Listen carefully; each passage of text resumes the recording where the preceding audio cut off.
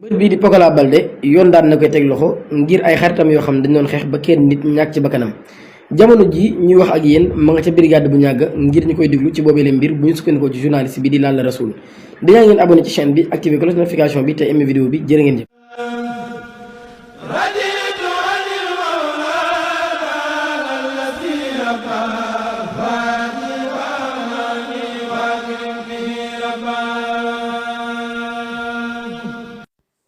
Sénégal ziar naa leen màggal naa leen di leen jox seen wàccuwaay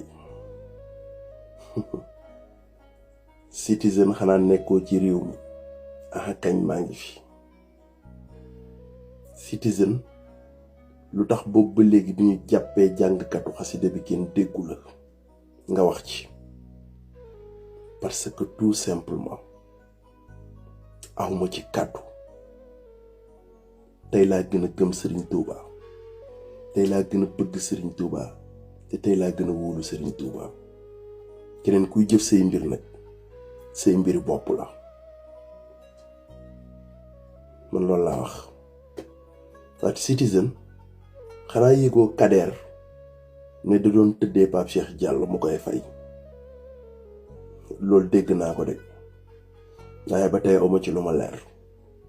mais li wér bu wóoru mooy bu dee am na Kader moom dafa war a am li ñuy wax circonstance aggravante pour ñu xamul lan mooy circonstance aggravante sont des faits limitativement prévus par la loi qui entraînent de plein droit l'élévation ou l'aggravation de la peine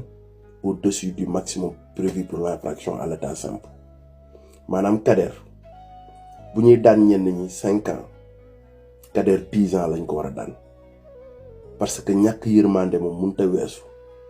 nga fekk cuuj bu mel ne Pape Cheikh Diallo ak Kader ni nga toll wax dëgg yàlla ñàkk yërmande la te loolu jàpp naa ne crime bu mag la waa Citizen kenn déggu la ci guerru Iran bi États-Unis ak Israël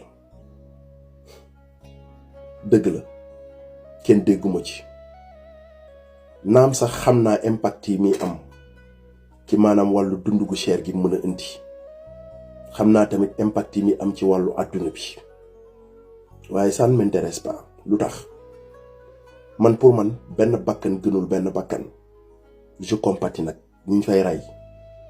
ñaawlu naa ko trop waaye sama yoon nekku ci bi ñu Macky Sall di rey di ñu jàpp di tëj di ñu toroxal gisuma benn iranien bu ko naqarlu donc man mënuma bàyyi problème mu Sénégal di dem di lijjanti ci problème mu Iran je suis vraiment désolé nag ku mu naqari tamit sa problème la te it pire gisuma benn iranien buy naqarlu la xew fële ci Congo pourtant ñu ngi fay rey ay nit ñu ñuul de ñu ngi fay rey ay africain ñu ngi fay rey ay doomu aadama gisoo benn iranien bu ko naqarlu donc man franchement je m'en fous sur ce pour yéen ñi ma doon laaj maa ngi nii gën a gëm Sonko gën koo bëgg te gën koo wóolu tey am yaakaar 2029 mu jiite réew mi ñu yendoog jàmm jërë ngeen jëf. mbir mu doy waar te yéeme loolu moom moo xew ñaari seex yoo xam ni dañuy xëccoo ni ñoom ñoo jur benn doom li waral loolu mooy dañ doon séq ak benn xale bu jigéen boo xam ni ñoom ñëpp dañoo séq ak moom ci ñeenti fan yoo xam ne ñeenti fan yu tegaloo la loolu yi moo tax soxna si mënut a xam kan moo ko ëmbal. mbir mi nag ñu ko doon àtte ci cour d'appel bu britannique di ay seex yoo xam ni ay seex monozygote la ñuy wax maanaam ñaari seex yoo xam ne ci même ovule la ñu juddoo waaye tamit même spermatozoïde maanaam loolu nag xam naa médecins yi ñoom ñoo koy expliqué. ci loolu ginnaaw bi loolu amee ku nekk ci ñoom yaa ngi réclamé ni yow yaa jur xale bi ba ci loolu yi kon moom moo tax ñu amal ay test ADN waaye test ADN nag yi nga xam ne daan nañ koy amal dafa wane ni ñoom ñaari ñëpp ñoom ñooy papay xale bi. li waral loolu mooy le fait que ñu nekk ay jumeaux monozygote comme niñ ko daal di waxee loolu kon moo tax ku nekk ci ñoom ñaar mënuñoo déterminer kan mooy papa yi xale bi. loolu sax kon moo tax obligation bi nga xam ne papa ji waroon na koo am ci doom ji muy lu mu ko waroon jox par weer ak yu ni mel cour bi ci boppam daf ko suspendre jamono ji yaay ji moom mooy yor charge xale bi ba keroog ñuy mën a xam dëgg-dëgg lan moo xew. nee nañ nag am na ay tests yu ñu mën a def ngir xam kan mooy papa ji waaye dina toll ci 100 000 euros. te ñoom ñi day waajuram amuñu moyen boobu ngir def yooyu lay test mu nekk nag mbir bu yéeme te doy waar lool di laaj wax leen ma lan mooy seen xalaat ci mbir mi ci commentaire yi abonné leen ngeen activé cloche notification bi te aimé vidéo bi jërë ngeen te nag première actualité bi nga xam ne lañ leen fas yéene amal dañ koy jagleel actualité politique nationale. xam ngeen yàgg naa leen wax ne leen def leen attention ci lépp li nga xam ne ngeen koy wax ci diggante kii nga xam ne moom mooy son excellence monsieur Bassirou Diomaye Diakhar Faye ak kii di njiitu parti Pastef les Patriotes doon njiitu jawinam. ndaxte wax naa leen ne lii nga xam ne moom mooy seen ànd bi nga xam ne dañuy wax ne réero da caa am man ne dama caa ànd ak teey ak dal bu mot sëkk parce que tant que dégguma ne kii di njiitu parti Pastef les Patriotes wax na ne dogoo am na man damay jàpp ne dogoo amul te am na ay actes yi nga xam ne da koy firndeel saa yu ñu yeewoo. tey kii nga xam ne moom mooy Waly Diouf Bodian nekk ka nga xam ne dañuy dégg mu wax fa nga xam ne foofu la féete ci diggante njiitu réew mi ak njiitu parti Pastef les Patriotes tey moom la son excellence monsieur Bassirou Diomaye Diakhar Faye décoré de l'ordre national du lion xawma du mérite te du moom kott parce que am na ñeneen ñi nga xam ne aussi dañ leen tabbal raay yi nga xam ne bokk na ci raay yi mandargal ñi nga xam ne daal dañuy liggéeyal askan bi. gis ngeen ne kii nga xam ne moom mooy kilifa nekkoon activiste rappeur moom bu ñu ko dàqee comme PCA ci fii nga xam ne mooy Grand Théâtre coordonnateur Pastef lañ fa def te kii nga xam ne moom mooy Cheikh Yérim Seck démb dafa wax benn wax bu am solo. xam ngeen man wax naa leen ne li nga xam ne moom mooy li may mandargal mooy li xel mun a nangu ak la nga xam ne jàpp naa ne daal mooy dëgg ndaxte Cheikh Yérim Seck pour la première fois mu def analyse ma ànd ak moom. wax naa leen ne muy Babacar Ba bi nga xam ne moo jiite le forum du justifiable ñooñu raar na may bokk ak ñoom xalaat wala may ànd ci seeni analyse waaye bu ñu waxee la nga xam ne xel mënu koo nangu parce que man li ma tënk leen kott la wax naa leen ko diggante ki far ak ki contre ki bëgg ak li bañ la nga xam ne moo leen di atte mooy li xel mën a nangu. démb Cheikh Yérim Seck pour la première fois mu def benn analyse bi nga xam ne analyse bu objective la ndaxte dafa wax ne son excellence monsieur Bassirou Diomaye Diakhar Faye na def ndànk bu baax a baax ci soxna Mimi Touré ndaxte wax na ne soxna Mimi Touré lenn kott la mere président Macky Sall bi nga xam ne jox na ko lépp li nga xam ne ab njiit bu am ndombal tànk wala di séddale ndombal tànk mën na koo jox ab doomu aadama naanaam nem na ko lii nga xam ne mooy ministre de la justice nommé ko premier ministre dénk ko conseil économique social et environnemental fas yéene woon ko dénk assemblée nationale bu réewum Sénégal mais malheureusement amul woon lii nga xam ne moom mooy majorité bu ko mën a tax ñu dénk ko ñu xañ ko loolu moo tax ba Aminata Touré fippu di jàmmarloo ak président Macky Sall moom nag la nga xam ne moom lay dànkaafoo kii di son excellence monsieur Bassirou Diomaye Diakhar Faye maanaam bu ëllëgee bu fekkee ne kii di soxna Mimi Touré da koo laaj la nga xam ne joxu ko maanaam boo moytul dina dund lu raw la nga xam ne président Macky Sall dundoon na ko ak kii nga xam ne aussi moom mooy Abdourahmane Diouf maanaam daal moom boolewu ko ci mais man maa ko ci boole. lii moo tax ba ma jàpp ne daal acte yi nga xam ne président de la République monsieur Bassirou Diomaye Diakhar Faye mu ngi koy posé pour man daal jàpp naa ne rupture wala réeroo bi nga xam ne bu fës la. pour man sax damay jàpp ne ça relève plus de la stratégie que de nu ñu koy waxatee da ñàkk bañ a déggoo léegi nag ci biir loolu damay ñëw ci lii nga xam ne moom mooy grève bi nga xam ne transporteurs yi dañ koo dàbbali maanaam tey transporteurs yi yoom Sénégal mun nañu wax ne ñoom ci acte de sabotage la ñuy def ndaxte kenn musul xalaat ne ay transporteurs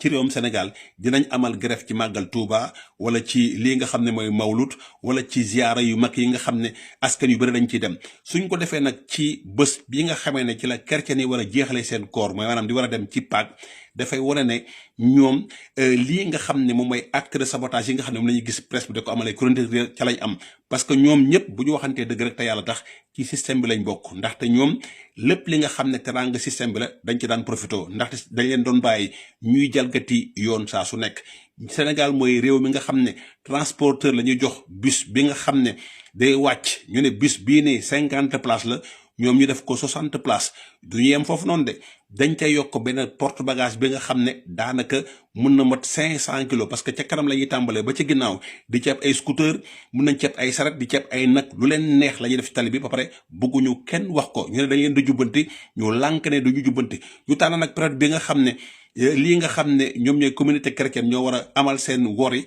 ñoom ñeneen nag dañuy dàbbaliwaat seen grève pour gën a jaxase askan bi comme ni ko presse bi defee comme ni ko opposants yi defee mooy maanaam pour këpp ci lii nga xam ne moom mooy liggéey bu mucc ay bi nga xam ne nguur gaa ngi koy def pour gën koo xajamal xam ngeen wax nañ ne taux de chômage bi dafa gën a yëg ci réewum Sénégal loolu lañ ci dellusiwaat kon ñii nga xam ne ñoom ñooy transporteurs yi te xam nga leen ñoom ñëpp la nga xam ne moom mooy taxawaay bi ñu taxawee nii mooy ñoom dañoo lànk ne kenn du leen jubanti ab minibus bi nga xam ne 14 places la borom ki ko defar wax ne nii la war a wàccee ñoom ñu def ko 19 places maanaam yokk ci 5 places yu ne déetuwaay ñu ñafaat ci la nga xam ne moom mooy porte bagage mbiri def accident te ñëpp xam nañ ne 90% des accidents au Sénégal c'est des causes humaines ñàkk wàccoon teg lu ñuy wax code de la route ak la nga xam ne moom la ñuy yàpp oto yi te oto yi attanuñ ko te pour leen kott la maanaam seen teraanga bopp ak seen intérêt bopp waaye lii nga xam ne moom mooy intérêt général ñoom daal nee nañ du am ci réewum Sénégal ñu fexe ba ñëpp wàccook yoon ñoom ñu tegu ci yoon kaaraange am ñu ne ñoom loolu la ñuy xeex loolu moo tax ba ñu tànn période bii nga xam ne moom mooy période yi paak yi pour mu ne dañuy amal seen grève ba jóge ci actualité boobu noonu ñëw ci actualité bi nga xam ne yëkkati woon naa ko démb mu jëm ci décision bi nga xam ne ARTP da koo jël wax ne képp ki nga xam ne da ngay jaay wifi di jaay connexion di ko jaar ci Starlink mën nañ laa daan ba 60 millions xam ngeen am na leen li nga xam ne moo ñuy màndargal mooy maanaam lu ñu wax faiblesse su pouvoir d'achat tey fraude bu bëri ci réewum Sénégal fraude ci réew yu muy bëri yëpp day fekk ne askan bi dañuy am la ñu xam ne dañ koo yittewoo te mënuñu saa jotee parce que bu fekkee ne Starlink moom dafa jël njëg li def ko 20 000 francs ka nga xam ne sa ceeb matul sa suukar matul sa duulin matul maanaam yow da ngay taabataa par jour loolu moo tax réewum Sénégal ñu gis ne ñu bëri fii nga xam ne mooy gargote la ñuy reere mooy ay ndambe guddeeg ay macaroni ak ay petit pois ak ay fondek yu kenn xamul ñu bëri foofu la ñuy reere c'est day fekk ne ñetti bool yi am na kër yu bëri yi nga xam ne mënuñu koo motale yaakaaruma ne kër gi nga xam ne dund bi nekk na la nga xam ne sooxe na bu baax a baax parce que tey kalaa investir ci leneen day fekk nga gaaral la nga xam ne mooy sa subsistance mooy sa pain quotidien bu fekkee ne famille yu bëri mënuñu assurer lii nga xam ne mooy seen pain quotidien ñu ngeen bëgg leen jël ay mbir yi nga xam ne dañ ko yittewoo di ko yegg ci niveau yi nga xam ne yu cher la loolu moo tax ba fraude bi dafay nekk li nga xam ne xeex ko lu jafale doon donc pour xeex lépp li nga xam ne dafay jëm ci fraude mooy réseau maan yi mooy ñiy jaay wifi mooy ñiy def ay piratage de œuvre musicale wala œuvre artistique day fekk ne sénégalais yi bu ñu amee la nga xam ne mooy pouvoir d'achat te pouvoir d'achat maanaam day fekk ne sénégalais bi mun naa jënd lekk weer ci loolu nag gis ngeen ne ñu ngi jaay ay machine à laver ñu bëri ñu ngi commencé woon ginnaaw ñu bëri ñu ngi ñemee ay climatiseur ak ñoomin seen mais faw ñu fexe ba dund bi nekk la nga xam ne luy ñoŋ la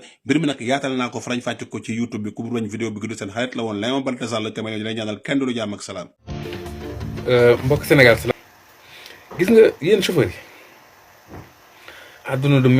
neex muus ak naqari ba ngeen di grève population jàppale leen même bu leen état bi tooñoon population bi état bi la ñuy jàppale te dama bëgg ngeen déglu mu baax parce que li ngeen di def fi mu toll mooy chantage da ngeen di chantage si chantage ngeen toll mooy sóoraale wu leen askan bi seen intérêt crypto personnel seen intérêt dong moo leen ñor yéen am ngeen ay problème seen biir doo leen ko mës a réglé yéen a ngi jël doomu jàmbur di leen liggéeyloo te amuñu benn contrat ku si def ndogal dab nga def accident sa assurance bala nga say jot da ngay daw daanaka doo ko fekke wala say doom sax duñ ko fekke te yéen réglé wu leen ko yéen a ngi liggéeyloo seeni chauffeur yi sans contrat heure bu leen neex ngeen dàq leen buñ leen ku leen si imposé contrat ngeen dàq ko jël keneen ku leen si indil versement bu mat ngeen dàq ko jël keneen muy maanaam yéen seen intérêt bopp dong moo leen ñor ñun ñii clients yi ñun yéen doo la ñu sóoraale loolu moo tax boo indi xeex ñun état la ñuy jàppale demal si garage yi ñaata garage ngay gaare fekk fa ay oto nga ñëw tey ñu yokku la masalan ñu ne la tey pass bi 5000 la 3 mois laa la may boo demaatee ñun la pass bi 7000 la te bu yokkoo doo leen ko wàññeeti léegi nit day yor saak ñëw si garage ñu fay ko loo xamante ne si yow da nga naan lii sax est-ce que jar na ko jàkkantuma nag li nga xamante ne si moom la client yi di daj si yoon bi di leen ko muñal yéen da ngay gis ku génn ak oto yorul benn pièce ñu di ko jàpp si ay montage mu tardel client yi te moom xam na ne amul ay pièces parce que lan lay xalaat peut-être lu mu fay joxe si yoon bi pour mën a jàll ngeen bëgg a taxaw ne yéen da ngeen di grève waxtuma laa ngeen ne da ngeen koy dàbbale boo leen mënee yóbbu leen ko ba 100 ans mais gis nga chantage dootul dox te askan bi ñoo war a yeewu si loolu da ngeen di jël clients yi surchargé leen ak ay bagages seen dund nekk si ay risque jël clients yi surchargé clients yi ñoom tamit ñu si bëri si ñoom dañoo war a am fulla moo tax boo leen di xeex ak état ñun état la ñuy jàppale parce que lii dëgg ba dëgg mooy seen intérêt personnel seen intérêt crypto personnel moo leen intéressé montage yi ngeen di kaas si yoon yi montage bu ko état bi deful ngeen rey doomu aadama yi parce que ay xale yu ndaw ngeen di jël jox leen oto yi ñu amul benn expérience permis pointage yi ngeen di wax mais moo ñu dimbali daw bi ngeen di wax guddi gi mais à partir de 11h boo leen dawul da ngay si gis koo xam day daw te amul ay làpp rey doomu aadama yi moom na xaalisam dugg rek ak lan yéen bala ngeen a kaas seeni droit doo leen def seeni devoir ba pare na askan bi am fulla continuez votre grève yéen a xam ngeen yaakaar ne askan bi ñoo si ñàkk ñoom kese dégg naa ko si wax naan état bi day ñàkk 74 milliards pour yéen ñi si daw dépense nag yéen ñi si seen dund nekk seen njàng doom nekk si arrêtez vos bêtises Sénégal tollatul foofu yokku paasi te doo leen ko mës a wàññi jàpp client yi di def ko ay sardine waxante leen dëgg paysage yi ngeen di wax mais nit ñi dañuy liggéey tali ba pare ngeen ñëw yàq ko ñu toog di xool mun leen xeex ak état ba ñu jàppale leen parce que déjà respecté wu leen seen bopp respecté wu leen clients yi ba pare ngeen bëgg ñu jàppale leen. li xew ci stade bi nag c'est pas une première ah xëy na yéen a ngi ciy door a bàyyi seen attention mais li xew keroog Thiès ci stade bi xew na fii di salle bale fale Grand Théâtre jour bi ñuy def présentation presse bi programme de restructuration économique et sociale bi jour biñ koy présenté Ousmane sol basin bu verte boobu donc président bi muy wax faal bi da doon biir ñi koy tàccu di ko tàccu président bi mu paree discours ba génn bu ngeen xoolee ci gradin yi ci kaw lu ci bëri dafa mujj vide def naa ci vidéo dinaa jéem a xool vidéo bi mettre ko à jour loolu lu yàgg la woon xëy na bu Thiès bi dafa am réplique maanaam ñoom dañoo tàccu jonko le président am ñeneen ñu jóg sonkoriser le président kon lii amoon na depuis bi ñuy présenter le document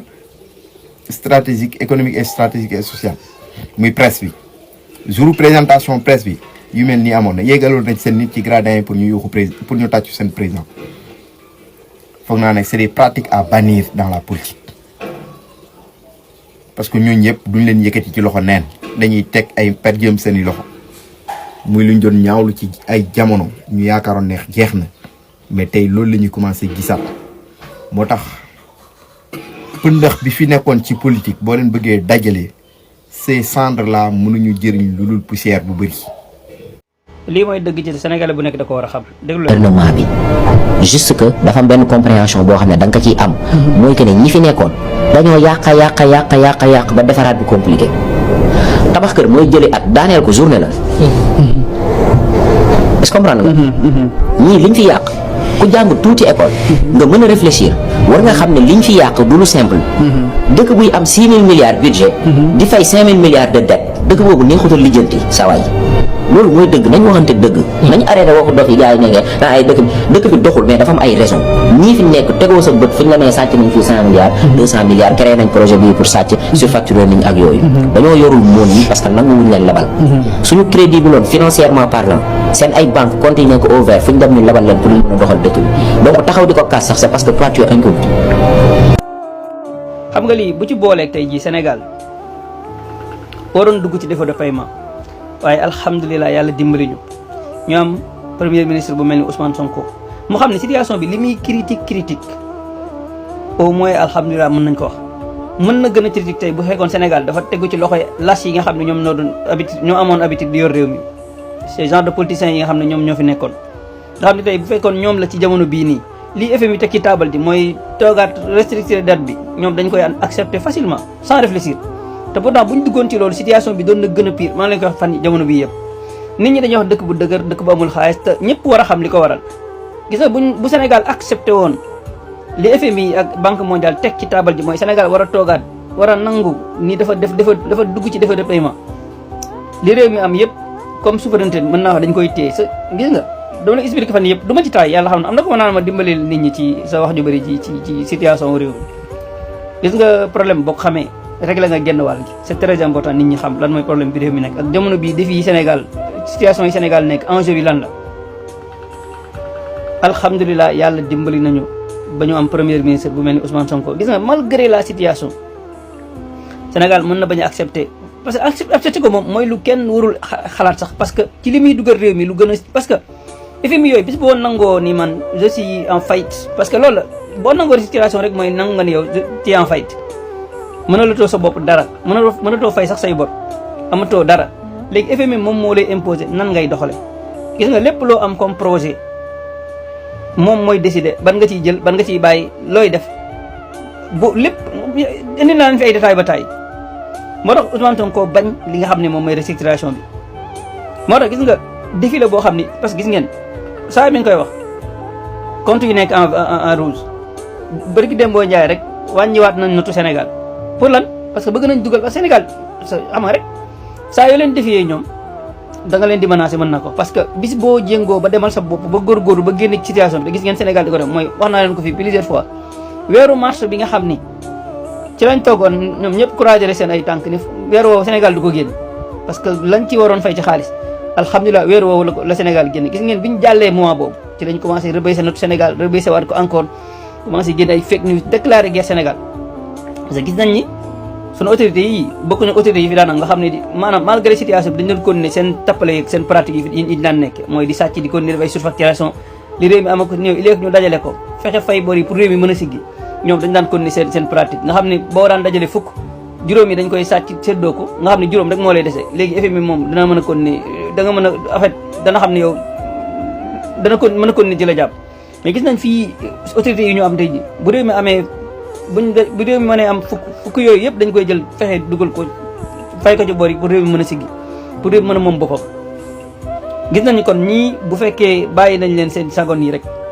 engagement yi ñu jël ak seen gars yi dinañ ci génn te buñ ci génnee bu ëllëgee maanaam FMI am na problème mën nañu inspirer yeneen dëkk comme ni ko Ousmane Sonko waxee ma leen koy rappeler toujours Afrique mënuñoo àndandoo peut-être demandoo mais il faut ay benn di jug di dem ñu di servir l'exemple yeneen pays exemple boobu la Sénégal war a servir mooy tâche bi ma doon wax que ni moom la moom la doon wax te toujours Sénégal mën na joxe tâche boobu noonu ci li Sénégal parce que dëkk la bu yàlla dimbali ci wàllu influence fii ci en Afrique su réussir lii mu sumb ak autorité mi yii ak fi ñu jaar ba ñëw pouvoir ñëpp xam leen boo lëggee dëkk Afrique yu bëree bëri luñ sumb mën nañ ko daan kon loolu problème lay doon pour FMI ak Banque mondiale moo tax lépp lu ñu mën ci saboté waxuma la situation bii de ak catastrophique mais li mu doy waar yëpp mais sabotage yi nga xam ne FMI ak institutions yi occidentaux yi ak multinationales mën nañ ko def ngir bëgg a daane Sénégal ndax Sénégal réew mi mu doon mu war a prospérer fii ay année ndax gaz bi feeñ ak lu bëree bëri te buñ la bàyyee sa sago jéemuñu def yenn facteur ak autorité yii mën nañ ci génne ginnaaw weeru mars bii ñu toogoon ni non c'est impossible ñu jàll mois boobu la Sénégal jàll avec la tête haute kon ne di fay see salaire defaru paiement amul wàññiwuñ dund gi ñu wàññiwoon yokkuñ ci dara amul dara lu changé Sénégal mën na ci génn mais loolu boo ko Sénégalais yi xamee dañ koy dafay baax moo tax may wax tout le temps nañ ko xam c'est très important sama gars yi nañu xam fi situation bu réew mi toll ku ne war ko xam sa bopp xam défi Sénégal lancé ay FMI yu ma xamul wala bokk engagement yi mu jël devant FMI ak Banque mondiale xam aussi ñooñu seen ay méthode comment la ñuy fonctionner lii Sénégal di bëgg a def bu ko réussir fan la leen di yóbbu ak ban problème la leen di indil te ñooñu duñ ko seetaan ba dee nit ñi war a waaj lu gën a bëri pas ay waaj di xaar parce que jàmm rek lañ ñu mën a may parce que gis nga fi ñu mën a jaar fépp ay manipulation yooyu rek la ma doon boo xoolee li tax ma naan na Sénégalais yi xam parce que loolu rek la bu ñu xam ni àdduna dafa am nu muy doxee léegi moom manipulation lu gën a bëri soo bëggee def ay manipulation ngay def gis ngeen liñ mujjee génne mooy fake news yooyu dee wax naan autorités yi ñoo wax det kese te ñoom det bi ñu fayee bor bi det kese la et tout fen yooyu nga xam ne commencé nañ ko distribuer parce que gis nañ ni yaakaaruñu woon si Sénégal dina fay Sénégal def nay pexem ba fay alhamdulilah te kanam la jëm. gis ngeen Ousmane Sonko conférence de presse bu mu mujjee def ak gouvernement bi yu bëree bëri yu mu génne ci ay détails ci ay société ak ay licence